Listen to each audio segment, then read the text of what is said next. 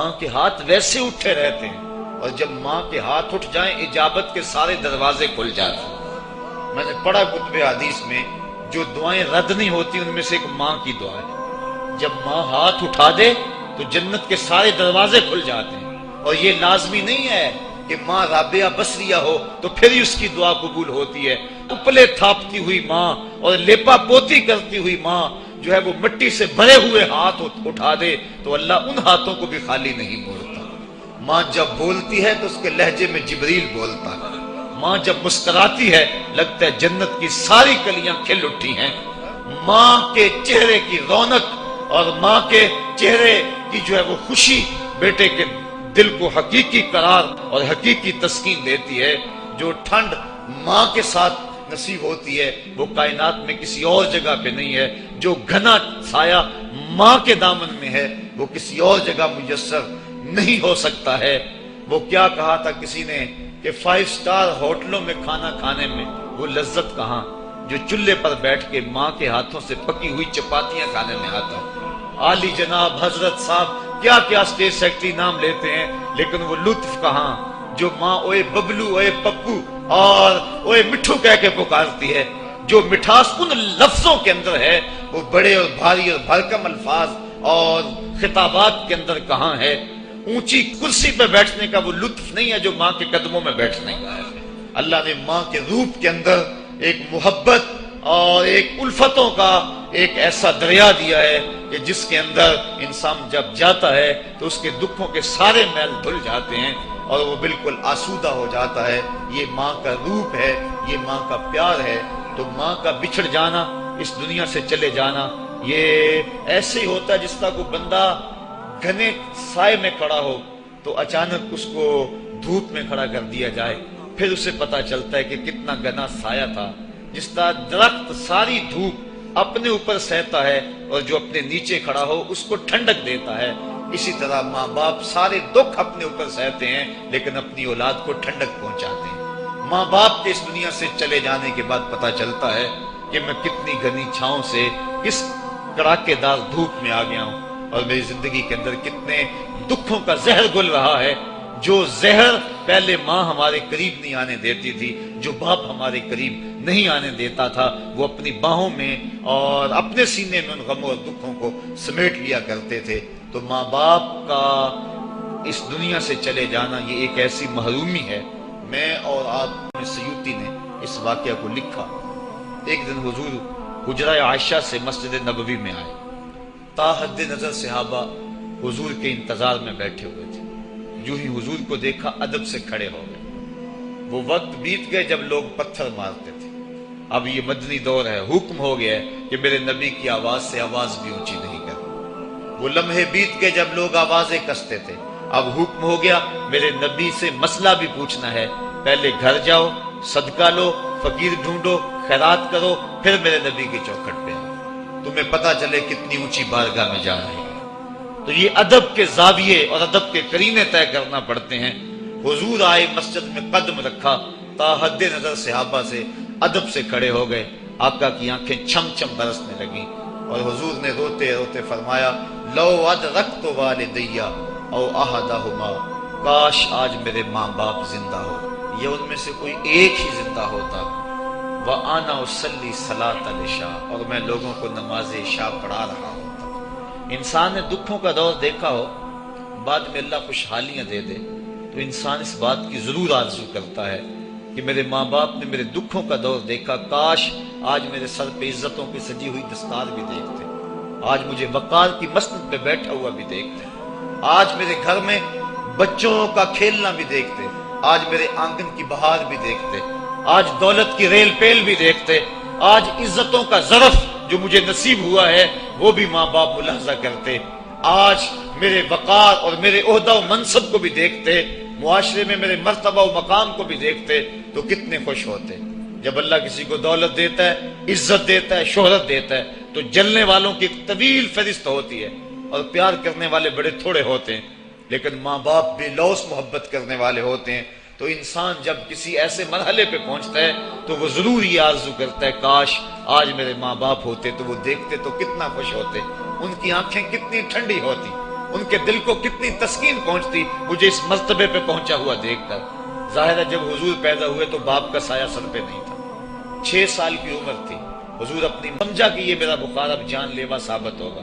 انہوں نے ام ایمن کو بلایا اور کہا میرے اس بیٹے کو بحفاظت امیر قریش عبد المطلب تک پہنچا دینا۔ پھر حضور کو سامنے بٹھایا، سر پہ ہاتھ رکھا۔ جب سیدہ آمنہ نے اپنے بیٹے کے سر پہ ہاتھ رکھا، بیوہ ماں کا ہاتھ جب اپنے یتیم بچے کے سر پہ آیا تو ابوا کی ریت کے ذرے بھی رونے لگے۔ سیدہ آمنہ کچھ کہنا چاہتی تھی لیکن ضبط کے بندھن ٹوٹ گئے، آنکھوں سے سیلاب اشک جاری ہو گیا، تو جو کہنا چاہ رہی تھی اس میں چند جملے ادا کیے جو ابن حشام نے محفوظ کیے۔ سیدہ آمنہ نے کہا بیٹا ہر نئی چیز نے پرانی ہو جانا ہے، ہر باقی نے فنا ہو جانا ہے، میں بھی جا رہی ہوں، بس ذکر باقٍ وولدت طہرا، لیکن میرا ذکر نہیں مٹے گا، میں تیرے جیسا ستھرا بیٹا چھوڑ کے جا رہی ہوں۔ جن ماؤں کے بیٹے اتنے اچھے ہوں ان ماؤں کا ذکر نہیں مٹا کرتا۔ یہ آخری لفظ تھے سیدہ آمنہ کے، اس کے بعد ان کا انتقال ہو گیا۔ حضور اپنی ماں کے جسد سے لپٹ کر روتے تھے اور کہتے امی آپ آگے بولتی کیوں نہیں ہیں؟ 6 سال کی معصوم عمر، ابوا کی ریت کے ٹیلے، کونین کے سردار کے لیے یہ دکھوں کی کہانیاں۔ اللہ کے محبوب علیہ السلام نے وہیں اپنی ماں کی تدفین کی اور وہ اپنی ماں کی قبر کے اوپر پتھروں کے ٹکڑے رکھے، اور یہاں آج ہو بھی کیا سکتا تھا۔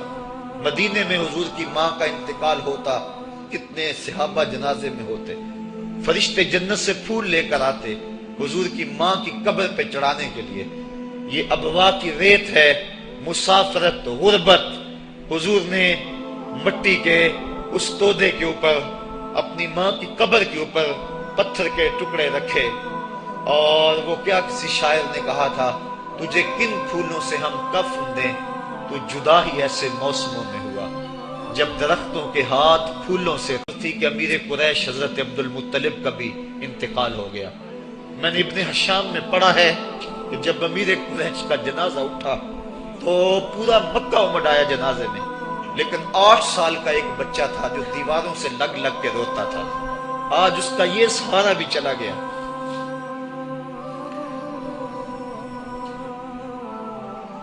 8 سال کی عمر میں حضرت عبد المطلب کا بھی انتقال ہوا۔ پھر حضور اپنے چچا کی کفالت میں آئے، وہ دن بھی بیتے، طائف کے بازار بھی آئے، مکے کی گلیاں بھی آئیں، بچھتے ہوئے کانٹے، کھدتے ہوئے گڑے۔ کبھی عقبہ بن ابی معیط جسم پہ اوجریاں ڈال رہا ہے، کبھی کوئی بدن نازک پہ کوڑا ڈال رہا ہے، کبھی حضور علیہ السلام کی راستوں میں ام جمیل کانٹے بچھا رہی ہے، کبھی بدر سجتا ہے، کبھی احد کی لڑائی ہوتی ہے، حضور کے چچا کے کلیجے کو چبایا جاتا ہے۔ یہ دن سخت ترین دن تھا۔ حضور کے سر پہ پٹی بندھی ہوئی تھی، آنکھوں میں آنسو جاری تھے، اور بار بار کہتے تھے ما فعل امی، میرے چچا کی کہانی سناؤ۔ تو بڑے مشکل اور زہرہ گداز حالات پیش آئے، لیکن آج حضور حجرہ عائشہ سے نکلے، تا حد نظر صحابہ ادب سے کھڑے ہو گئے، آقا کی نظر پلٹ کے پیچھے چلی گئی، ابوا میں جا کے رکی، اور میرے آقا کی آنکھوں سے آنسو ٹپکنے لگے، اور فرمایا کاش آج میری ماں زندہ ہوتی، وَأَنَا أُصَلِّي صَلَاةَ الْعِشَاء، اور میں لوگوں کو نماز عشاء پڑھا رہا ہوتا، وَأَقْرَأُ فِيهَا بِفَاتِحَةِ الْكِتَابِ، اور اس میں سورہ فاتحہ کی تلاوت کر رہا ہوتا۔ پھر میری ماں کو میرے ساتھ کوئی کام یاد آ جاتا، وہ دروازے پر آتی، چلمن سرکاتی، اور اپنے میٹھے اور مدبر لہجے میں مجھے بیٹا محمد کہہ کے آواز دیتی۔ فرمائے لوگوں میں اپنی نماز کو چھوڑ کے پہلے ماں کی بات کو سنا۔ یہ دنیا کے سامنے اپنی ماں کی ضرورت اور اہمیت کو حضور نے رکھا، تو ماں کا بچھڑ جانا، ماں کا اس دنیا سے چلے جانا، یہ بہت بڑا سانحہ ہوتا ہے کرنے کے لیے۔ ہمارا یہاں آنا یہ دوسرا مقصد ہے اس تقریب کے منعقد کرنے کا۔ اللہ تعالیٰ جل شانہ نے ایسا رشتہ ماں کی صورت میں پیدا کیا ہے، جنت کی چھاؤں کا دنیا کے اوپر روپ ہے ماں کی ذات، جنت کی گھنی چھاں ہے ماں کا وجود، اور اللہ نے اپنی رحمتوں کو اگر کوئی صورت دی ہے تو وہ ماں کا روپ ہے۔ اور ماں کے سینے میں وہ تڑپتی ہوئی ممتا اور محبت کے وہ پگھلتے ہوئے جذبات رکھے گئے ہیں کہ دنیا پر ماں کے پیار کا بدل نہیں ہے۔ میں کہا کرتا ہوں آج کوئی شے بھی خریدنے نکلیں تو آپ وثوق سے نہیں کہہ سکتے یہ خالص ہے۔ ہر شے 2 نمبر دستیاب ہے، ہر شے میں ملاوٹ ہے، لیکن ایک چیز آج بھی ملاوٹ سے پاک ہے اور وہ ماں کا پیار ہے۔ ماں کی محبت آج بھی کھری ہے اور آج بھی اس میں کوئی ملاوٹ نہیں ہوئی۔ بچہ بوڑھا بھی ہو جائے لیکن ماں کے لیے وہ بچہ ہوتا ہے، ماں کی دعائیں اسی طرح اس کے لیے ہوتی ہیں، اور بچہ آغوش مادر میں آ کر پھر طفل سادہ رہ جاتا ہے۔ یہ ماں کا پیار اور ماں کی محبتیں۔ ایک شاعر نے ماں کی محبت کا نقشہ کھینچتے ہوئے کیا خوبصورت بات کہی۔ وہ کہتا ہے مدت ہوئی میری ماں نہیں سوئی تابش، میں نے ایک بار کہا تھا مجھے رات کو ڈر لگتا ہے۔ کہا سحری کے وقت میں نے ایک بار اٹھ کے رات کو چونک کر کہا تھا مجھے رات کو ڈر لگتا ہے۔ مدت ہوگی اس بات کو، یہ قصہ پرانا ہو گیا ہوا ہے، مجھے بھی بھول گیا ہوا ہے، لیکن میری ماں رات کو نہیں سوتی، میرے بیٹے کو کہیں ڈر نہ لگ رہا۔ یہ ماں کے پیار کا روپ ہے۔ علامہ اقبال جب ان کی والدہ انتقال کر گئیں تو وہ دیار غیر میں تھے، تو اس وقت انہوں نے ایک طویل مرثیہ لکھا اپنی ماں کی یاد میں، جو آج بھی کلیات اقبال اردو مجموعہ میں ہے، جس کا عنوان ہے والدہ مرحومہ کی یاد میں۔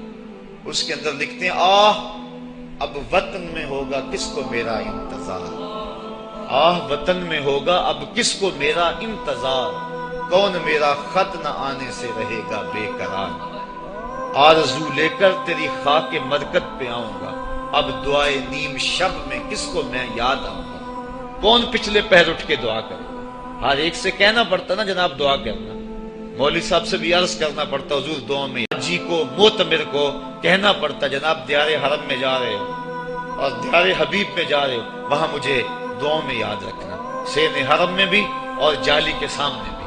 ہر ایک کو کہنا پڑتا ہے کہ مجھے دعاؤں میں یاد رکھنا۔ کبھی ماں کو بھی کہنا پڑا کہ امی دعاؤں میں یاد رکھنا۔